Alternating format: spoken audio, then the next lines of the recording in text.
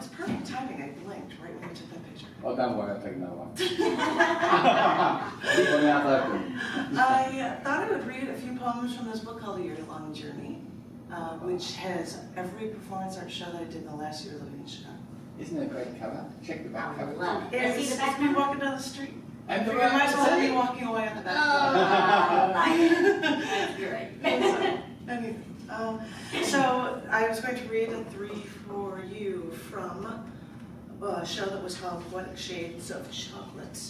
Oh boy, chocolate. Okay. But none of these are about, because it was at a chocolate place, let them eat chocolate. So it was Chocolate. And none of these pieces have anything to do with chocolate, so brace yourself. Brace yourself. This first one's called Fuming in the Morning. When I wake up every morning, unlike everyone else, I rip the blankets off of me because I'm boiling hot. I've been trying to figure out why. When I wake up every morning alone, I wonder if my missing you manifests itself by leaving me tossing and turning in my dreams until I wake up in a sweat. These must be my red-hot thoughts percolating up inside me in the middle of the night, leaving me fuming in the morning. This is what I wonder. This is what being without you makes me do. I think I run to you all night long. When I go to bed at night, after a day without you, I'm ice cold. But my brain spends hours throughout the night in my sleep thinking about us together, thinking about trying to find you. It spends hours thinking about what being without you means. And I wake up, like I do every morning, after feeling like I've mentally run a marathon. And I go about my day, alone. Life makes me cold again. And I wonder what it takes to get back to you again. Fuming. It's called Oxygen to Flame the Fire.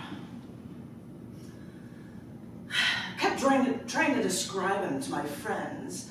I mean, it was such a red-hot relationship. Sometimes our love would burn so bright, and sometimes it would seem like we're nothing. Because now I've figured him out, and now it all makes sense. He was a cigarette. Our time together was so short, and like those nicotine sticks, it burned out too fast. You know, when he was getting me all hot and bothered, I'll take a deep breath, suck in more oxygen to flame this fire between us. And he glowed with a red-hot intensity.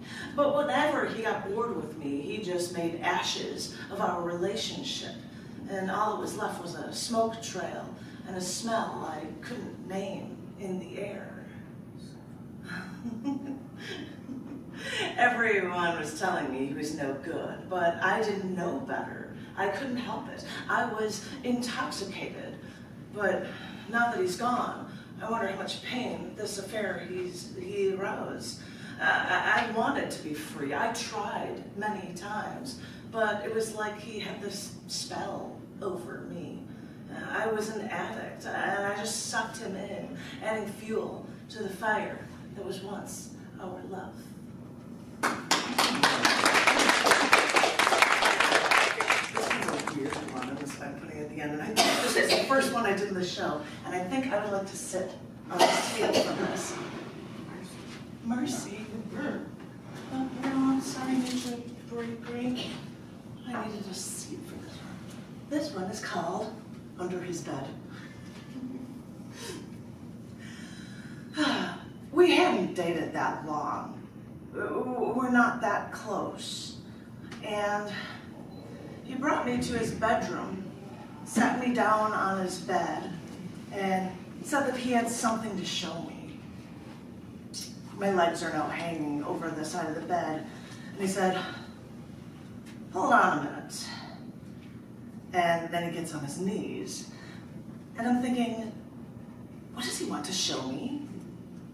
But then While he's on his knees, he reaches under his bed, and I'm sitting there. My legs are just hanging over the edge, and I couldn't see what he was doing until he got up off the floor, and he placed a black object on the bed. "What is this?" I asked. "They're knee pads," he answered. So he brought me to his bed. I'm sitting on his bed, and he's showing me knee pads.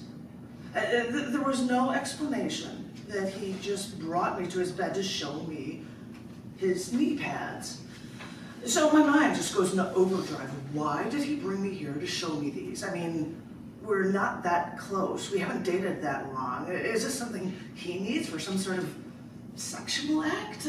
I was concerned. Was he actually concerned about like me having scraped knees if I'm doing it? My eyes turned to saucers, and all I could think to say was, "What are these for?" He started to grin. "I just got rollerblades," he answered, which I hadn't seen and I didn't even know. But as I said, we hadn't dated that long. We weren't that close. So all I could think was he brought me to his bed to show me gear that he keeps under his bed. All I thought was that this must have been the most bizarre way to ask someone for the first time for safe sex. It's like, this was the strangest thing ever. I'm like, what? You gotta be kidding me.